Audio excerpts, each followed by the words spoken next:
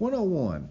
The title of today's lecture is Current Issues in Physical Fitness and Performance, and we're going to look particularly as to how physical activity starts to help us control cardiovascular disease. 102. We know that our modern lifestyle fosters unfitness. We have some type of gadget or device to do about everything we need to do.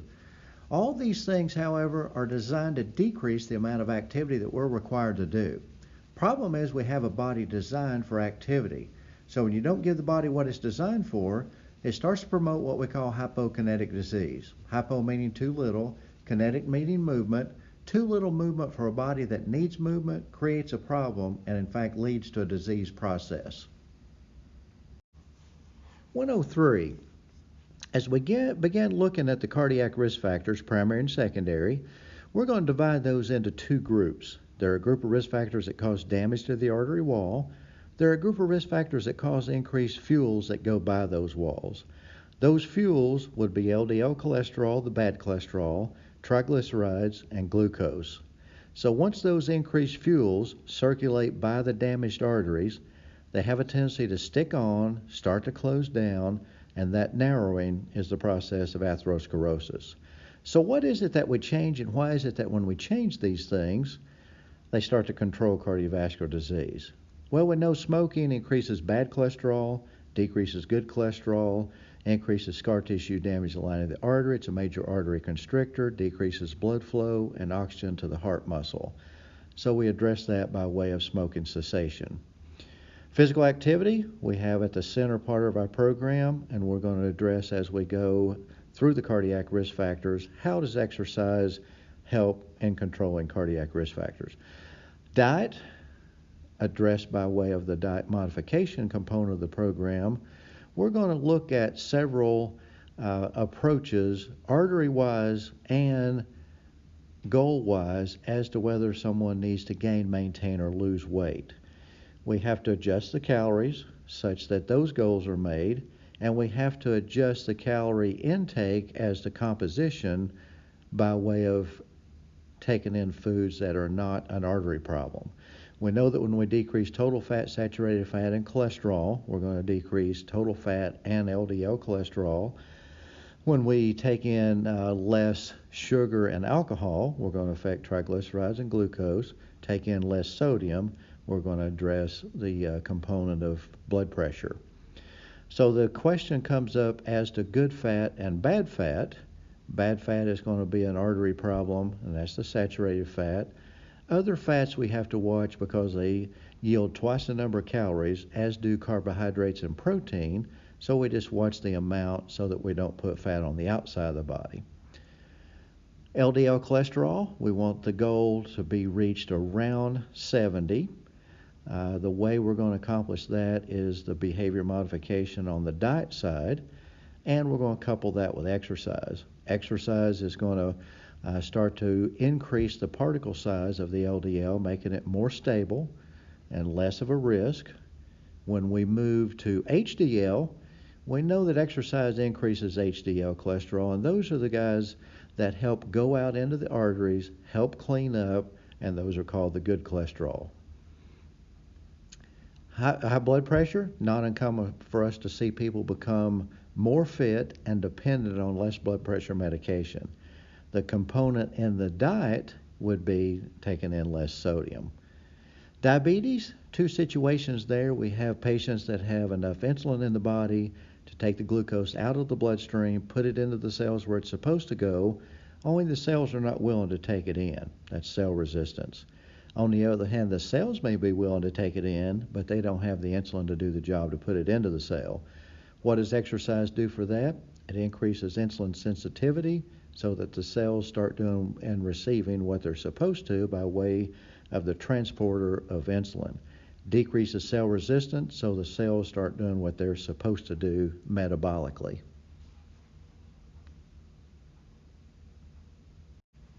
(104) As we look at the secondary cardiac risk factors, we begin looking at obesity. Once we put fat on the outside of the body, we know that it decreases and influences our health status by way of changing the numbers on the inside of the body.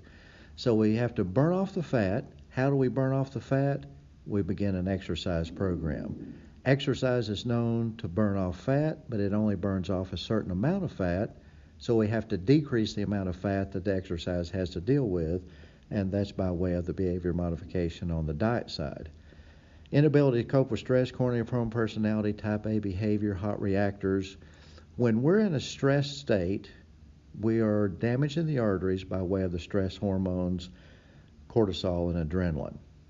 We couple that by the stressful state as your body preparing for a high level of activity, only you're not moving most of the time, so those fuels that would be used for high level of activity are now going to deposit onto the arteries. So what does exercise do for these things? It starts to influence and decrease the amount of stress hormone. It starts to burn the fuels that are pooling in a stressful situation.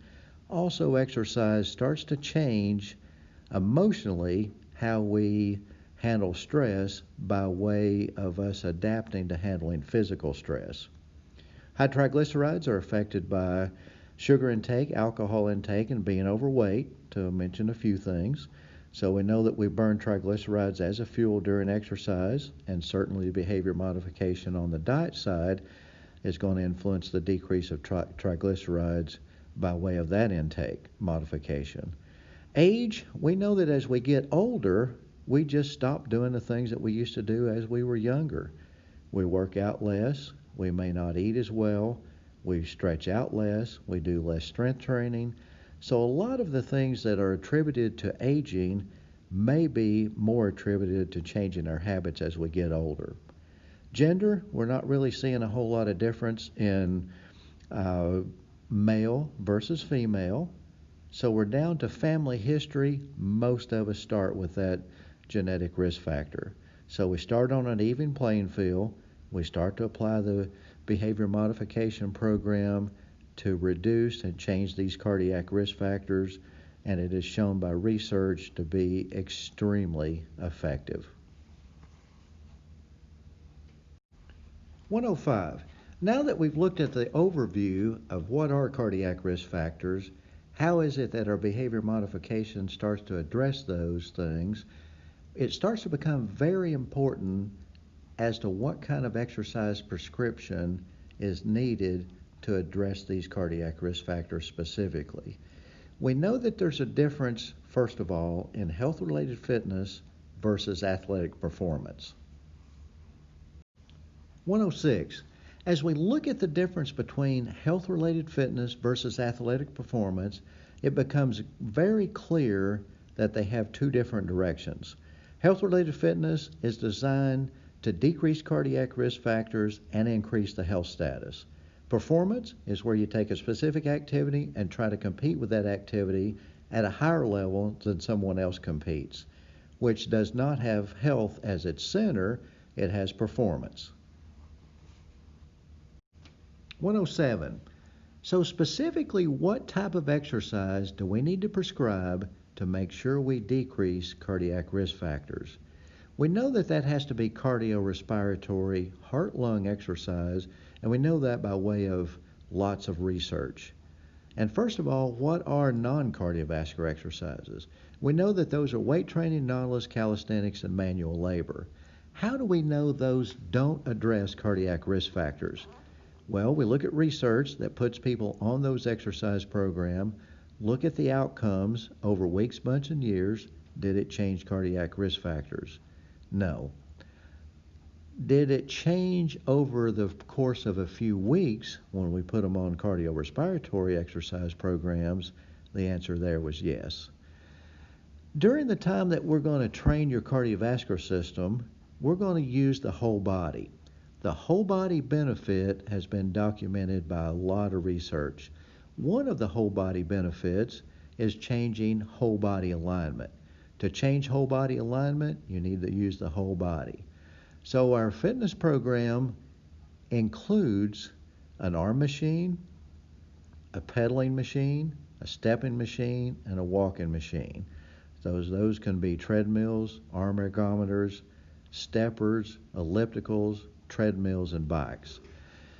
When we put people on those types of programs, each one of those machines works the body in a little bit different manner than the one before, so it starts to address whole body alignment, decreasing things, for example, like back pain and out of alignment problems. Body composition, if we want muscle to be put over the whole body and increase over the whole body, we need to use the whole body. Another thing that happens with whole body exercise is that it doesn't tear down any one part of the body by asking the body to work out certain muscle groups over and over and over in the same manner. Yet it allows us to disperse the workload over a variety of muscle groups, decreasing our chance of injury. Research has been done on people who use whole body training by way of looking at specific exercise training studies and looked at the benefit there. One of the things you get is a biochemical change physiologically that makes a difference in the level of performance when you use the whole body. One of the studies that we've looked at, among many, took a group of people and stress tested those people using one leg on a bicycle, stress tested them using the other leg on a bicycle, then trained them for 10 weeks using one leg on a bicycle. At the end of the 10 weeks, as we looked at the untrained leg and tested it, it revealed that the heart had not been trained to the level of as compared to when the heart was looked at using the trained leg. So what the body does is makes a tie-in chemically, biochemically, physically with the heart system, heart, lungs, cardiovascular system, to the working muscles that are used during that training. And that is a very effective way to train. 108. Now that we've determined that we need to be involved in cardiorespiratory fitness in order to target cardiac risk factors, we need to know how often we need to repeat that activity. We know that that's the frequency. We need to know how long that activity needs to be performed. That's the duration. We need to know how intense the exercise needs to be to become effective. That's the intensity. All of those things are put into formulas measured in calorie and energy expenditure that needs to be equal to what is necessary to change and control cardiac risk factors. 109. As we look at frequency, how often should we exercise?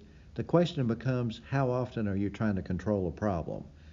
And that's going to be a daily approach. So realistically, if we shoot for 7 days a week exercise, we're probably going to be successful to reach 6 days per week.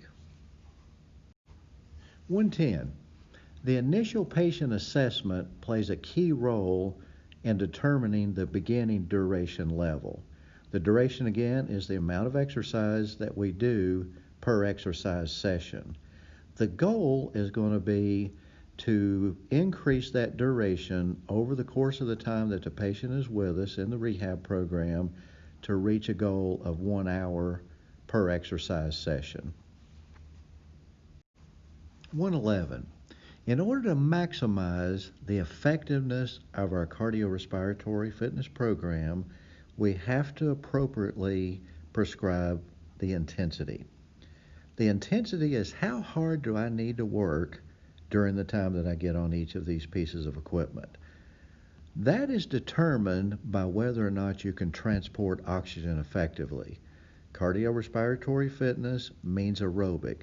Aerobic is defined as working with oxygen or creating energy as you utilize oxygen.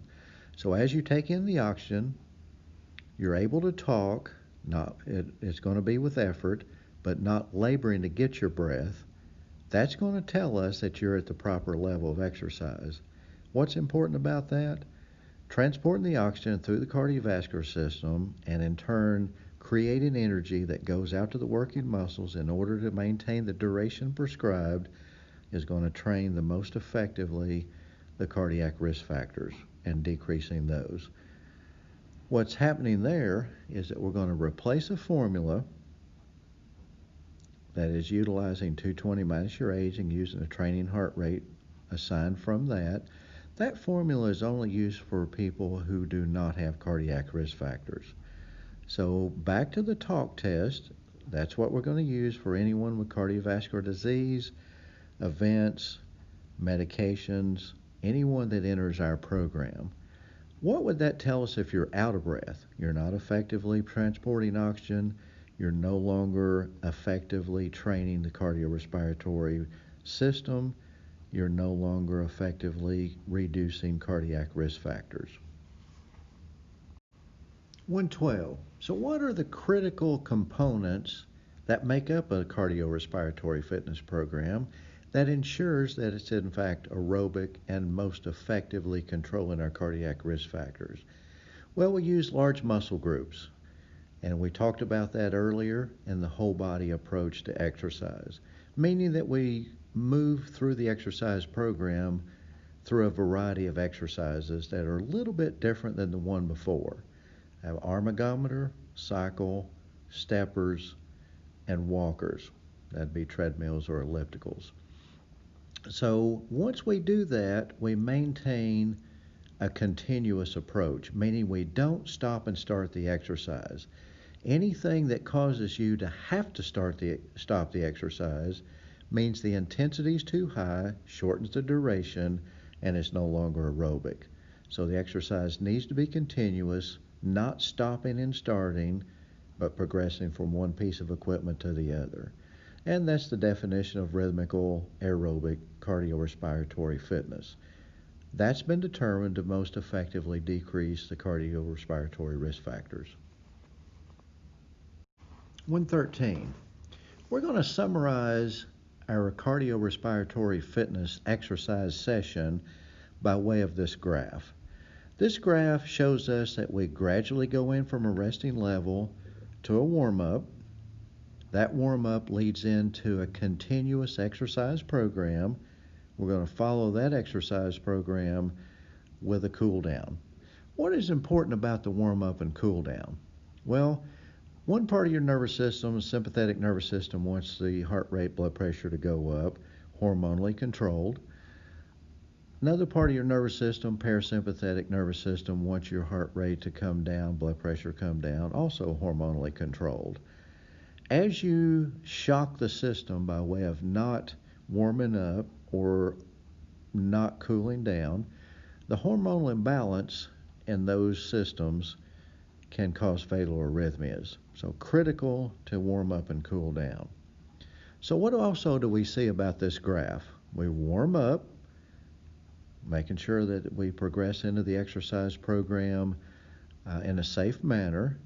We continuously exercise throughout the exercise session so that the top of that graph looks flat. The intensity doesn't shoot up and then we have to recover, shoot up and recover. That's the tendency of non-cardiovascular training or anaerobic training. So we stay continuous, we progress from one piece of equipment to the other, and after we have done that, completed the exercise program on the pieces of equipment, we're going to cool down. We're going to perform the exercise by way of a summary at the appropriate intensity, and that's going to be determined by the talk test. We're going to perform that for a certain length of time. That's going to be the duration. And we're going to repeat that activity daily to counter a daily problem with cardio risk factors. So that's a summary of appropriate cardiorespiratory training to most effectively decrease cardiorespiratory risk factors.